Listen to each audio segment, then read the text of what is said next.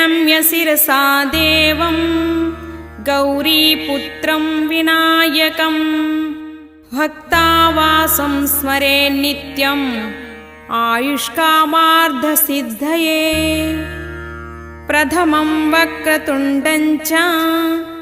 एकदन्तं द्वितीयकं तृतीयं कृष्णपिङ्गाक्षं गजवक्त्रं चतुर्धकं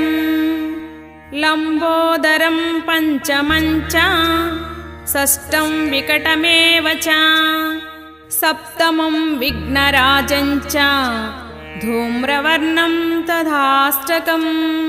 नवमं बालचन्द्रं च दशमं तु विनायकम् एकादशं गणपतिं